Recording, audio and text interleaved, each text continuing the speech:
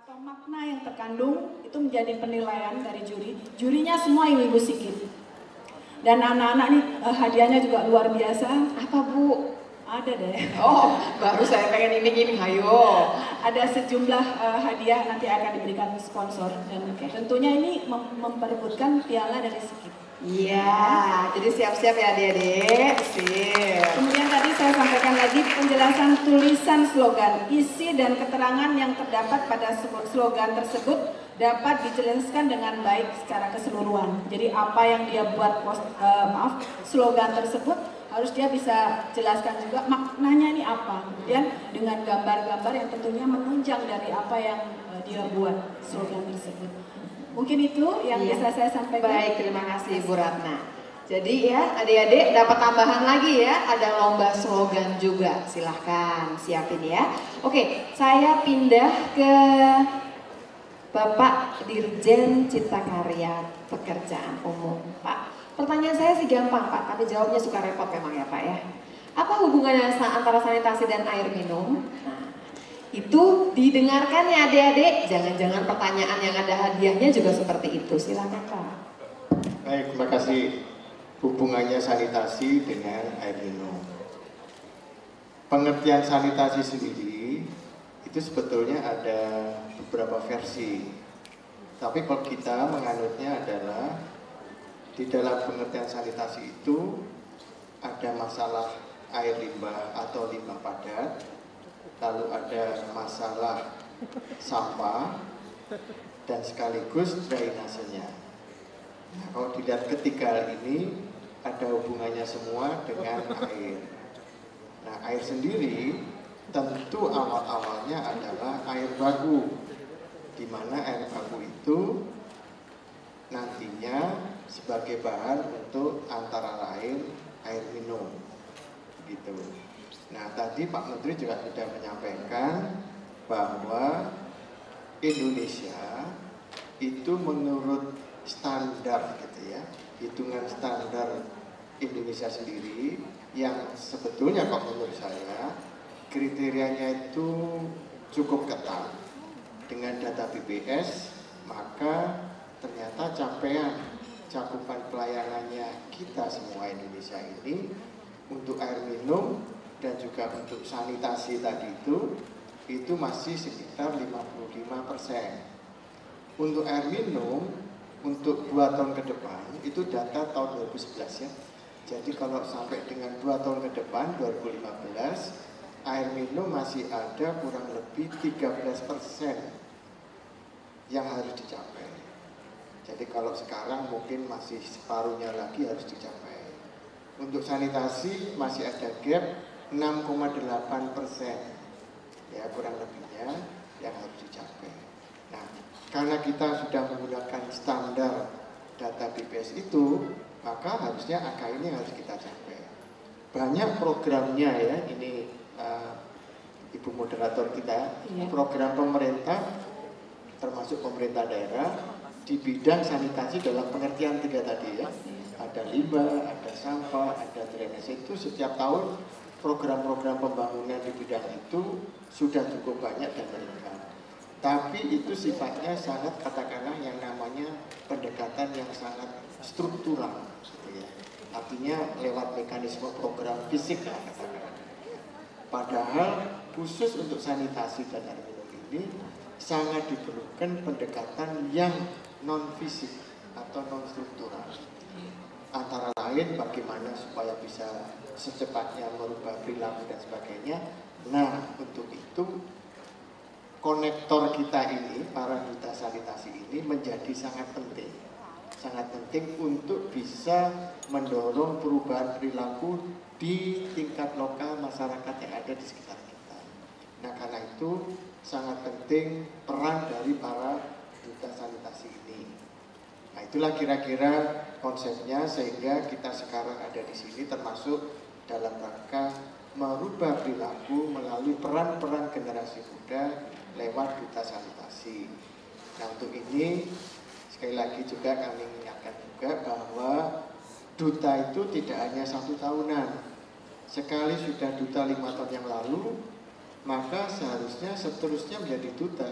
bahkan yang sekarang tidak dipredikatkan duta, termasuk saya misalnya ya, Iya. itu juga duta seharusnya sanitasi di lingkungan kita masing-masing. Iya. Mungkin begitu. Baik, Pak Imam terima kasih. Padahal pertanyaan saya yang kedua sudah dijawab langsung sama Bapak, bentuknya seperti apa. Sayang adik-adik baru kumpulnya tadi malam ya. Kalau kumpulnya sebelum ulang tahun Jakarta, ada satu lagi yang barangkali bisa dibantu adalah waktu malam muda-mudi ternyata Jakarta kewalahan sama sampah. Dan tempat sampahnya tidak penuh. Semua nyampahnya di jalan ternyata. Menyedihkan kan? Dan semua kebanyakan orang dewasa. Kalau kamu ada di sana, kita masukin ke panggung-panggung untuk kamu cerita bahwa senang sih boleh, tapi jangan lupa untuk buang sampah pada tempatnya ya.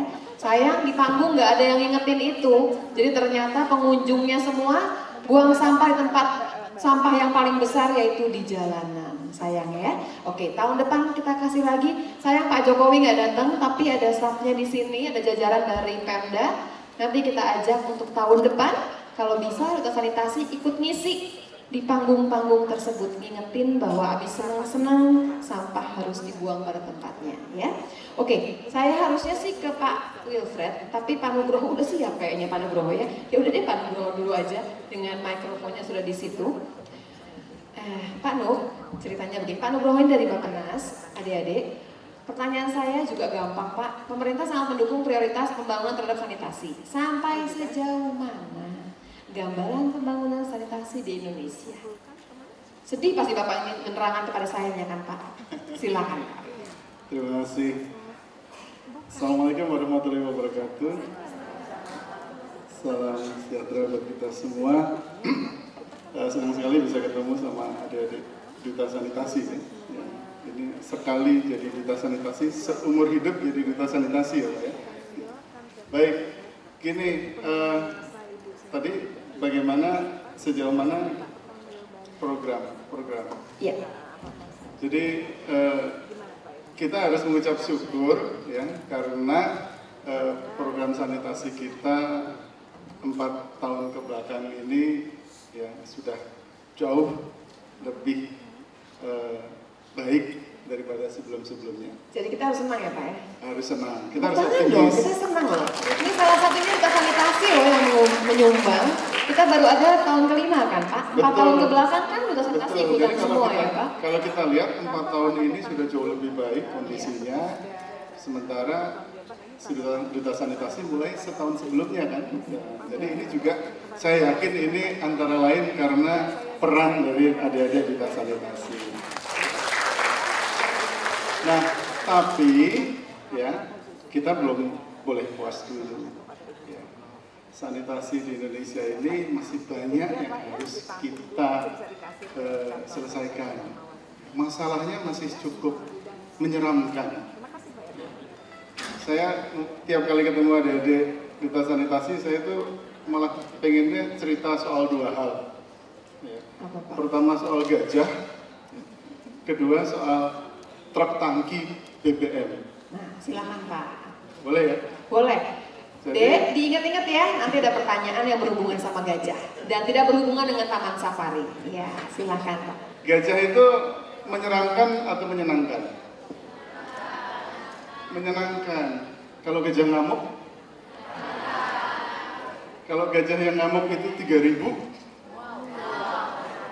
Kalau 3.000 gajah ngamuk itu semua terbuat dari tinja? Aduh, lebih seru lagi ya Pak ya. Nah, serem kan? Serem. Jadi sekarang ini walaupun kita sudah lebih baik kondisi sanitasinya, tapi masih ada 3.000 gajah terbuat dari tinja yang setiap hari ngamuk, masuk sungai, masuk tanah kosong, di sawah, di pantai. Mengapa? Karena masih tetap ada 41 juta orang Indonesia yang buang air besar sembarangan. Tapi kenapa kita tetap patut bersyukur?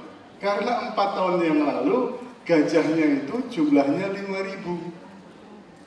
Sekarang udah tinggal 3.000.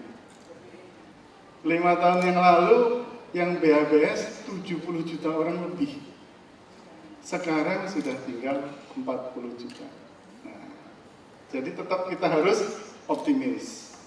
Tadi pertama soal gajah ya. Iya. Kedua soal tangki BBM. Tahu nggak volume tangki BBM berapa? Truk tangki. Ada yang tahu?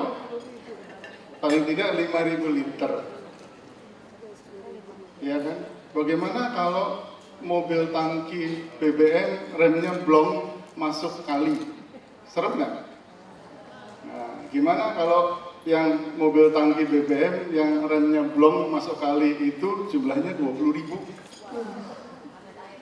Bagaimana kalau isinya bukan BBM tapi air kencing?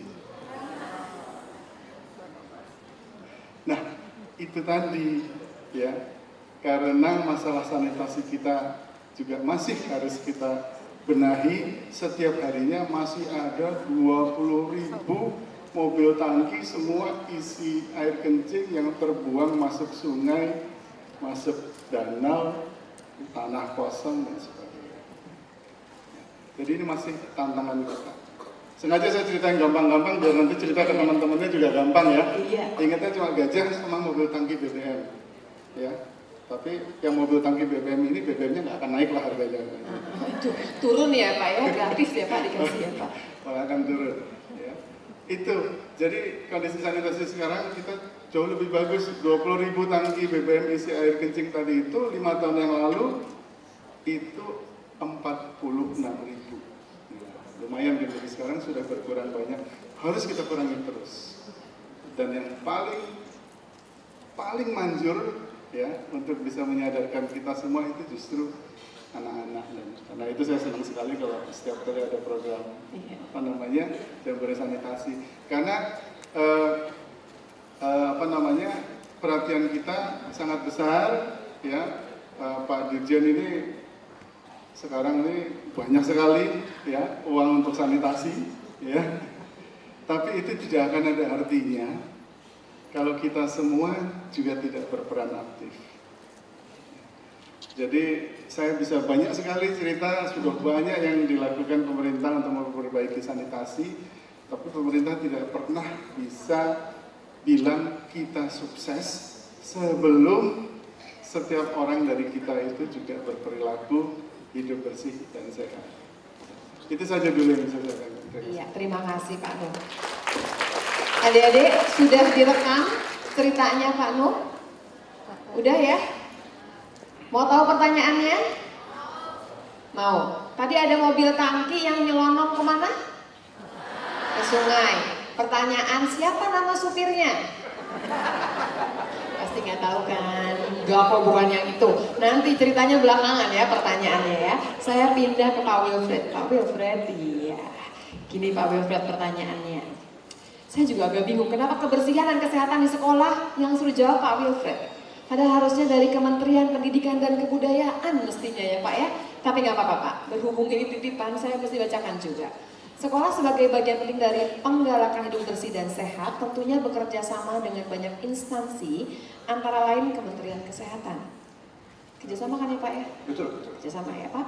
Kenapa Kementerian Kesehatan menyasar sekolah sebagai basis kampanye kebersihan dan kesehatan?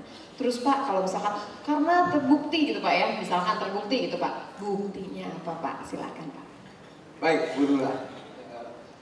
Pertama kali saya sampaikan kepada adik-adik semua bahwa untuk sanitasi ini kita tidak bisa hanya beberapa sektor ya Bu ya. Jadi kita harus kerjasama dengan kementerian lain, terutama pendidikan, agama, dan lain sebagainya. LH, ini tadi dibisikin LH jangan lupa katanya. Nah, jadi tentunya harapan kita Kementerian Kesehatan masuk ke sekolah, barangkali Bu Lakama dulu waktu Puskesmas masih ingat kan ada UKS ya Bu ya? Ada. UKS itu adalah upaya kesehatan sekolah. Jadi upaya kesehatan sekolah itu ada 3 sebenarnya kegiatannya yang paling penting tapi bisa dikembangkan. Pertama adalah cuci tangan pakai sabun. Ya. Yang kedua adalah sikat gigi. Ya, sikat gigi. Terus yang ketiga sebenarnya pemberian obat cacing. Tapi ini tidak semua sekolah diberikan obat cacing tergantung prevalensi kasus. Pak, kalau sikat gigi nggak pakai pasta gigi gitu Pak? Pasti pakai pasta gigi. Oh, saya pasti. Jadi iya. harus pakai pasta gigi ya supaya giginya menjadi sehat. Nah kemudian tentunya ada dokter kecil Bu ya. Iya.